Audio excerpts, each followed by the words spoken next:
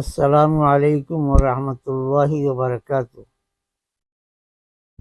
বিৰাদৰানে মিল্লত বিশ্বনবীৰ উম্মত, আমাৰ অঞ্চলেৰ যুবক যুবতী অনকন ল'ৰা ছোৱালীৰ বাবে মই নবীজিৰ জীৱনী লিখি আছোঁ আৰু ধাৰাবাহিকভাৱে পাঠ কৰি শুনাম আজি ২ নম্বৰ খণ্ড বিশ্ব নবীজিৰ চমু পৰিচয়। হাদিছ শৰীফৰ সৰ্বশ্ৰেষ্ঠ কিতাপ পবিত্ৰ বুখাৰী শৰীফ আৰু পবিত্ৰ মুছলিম শৰীফত উল্লেখ আছে যে হযৰত জাবিৰ বিন মুতঈম ৰাদিয়াল্লাহু তাআলা আনহুৰ পৰা বর্ণিত জনাব রসুল করিম সাল্লাল্লাহু আলাইহি ওয়াসাল্লাম ইরশাদ করেছে যে মোর প্রকৃত নাম ৫টা। ১ নম্বর মই মোহাম্মদ, ২ নম্বর নাম মই আহমদ, ৩ নম্বর নাম মই হাসির, ৪ নম্বর নাম মই মাহি, ৫ নম্বর নাম মই আকিব। নবীর ৫টা নামৰ প্রথম নাম মোহাম্মদ, দ্বিতীয় নাম আহমদ, তৃতীয় নাম হাসির, চতুর্থ নাম মাহি, পঞ্চম নম্বর নাম আকিব। ৫ নাম মোহাম্মদ, আহমদ, হাসির, মাহি, আকিব এই ৫ আসল প্রকৃত নাম। সিফাতি বা গুণবাচক অগণিত নাম আছে।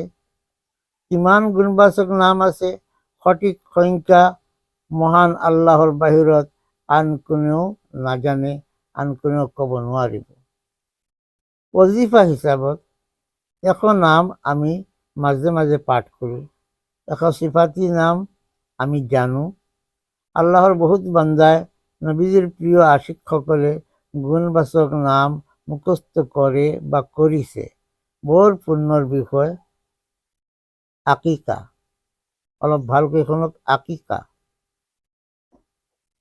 আকিকাক আমাৰ চিলতি ভাষাত কোৱা হয় আকিকা। বিৰাট ভুল কথা। আকিকা কোন শব্দৰ পৰা উৎপত্তি, অৰ্থ আপদ, বিপদ, বাধা, বিঘিনি, মুসিবত। যি সন্তান জন্ম লয় তাৰ পক্ষৰ পৰা আকিকা কৰিলে আল্লাহ পাকে ওই নৱজাত সন্তানৰ পৰা সমূহ আপদ, বিপদ, বাধা, বিঘিনি, মুসিবত আঁতৰাই ৰাখে। সুবহানাল্লাহ। সকলো সময়তে আল্লাহ পাকে সহায় কৰে। আক্ষেপৰ বিষয়, আধুনিক ডিজিটেল অভিভাৱকসকলে আকিকাৰ ওপৰত গুৰুত্ব আজিকালি নিদিয়া হৈছে। সন্তানৰ জন্ম উপলক্ষে অযথা অন্যায়, ইছৰাফ, সম্পদ খৰচ কৰে, বিদাতি কাম কৰে আৰু গৌৰৱ কৰে। নাউজুবিল্লাহ। জন্মগত মূৰৰ চুলিৰ নামো আকিকা। সন্তান সন্ততি জন্মৰ লগত যি চুলি মূৰত থাকে এই চুলিৰ নাম আকিকা। জন্মৰ ৭ দিনত অসুবিধা হলে ১৪, ২১, ২৮ দিনতো আকিকা কৰিব পাৰে। তাৰ পিছতো যদি সম্ভৱ নহয়, যেতিয়া আকিকা কৰিব জন্মদিনৰ আগদিনাখন আকিকা কৰিব। যেনে সোমবাৰে জন্ম ল'লে যেতিয়া আকিকা কৰিব ৰবিবাৰে আকিকা কৰিব। ৰবিবাৰে জন্ম ল'লে আকিকা কৰিব শনিবাৰে। শনিবাৰে জন্ম ল'লে আকিকা কৰিব শুক্ৰবাৰে। জন্মৰ ৭ দিনত চুলি কটা সুন্নত। চুলি কটাৰ পিছত সন্তানৰ মূৰত জাফৰান সানি ল'ব। চুলি ওজন কৰি সেই পৰিমাণ ৰূপ অৱস্থা ভাল হলে খুন সদকা কৰা মুস্তাহাব।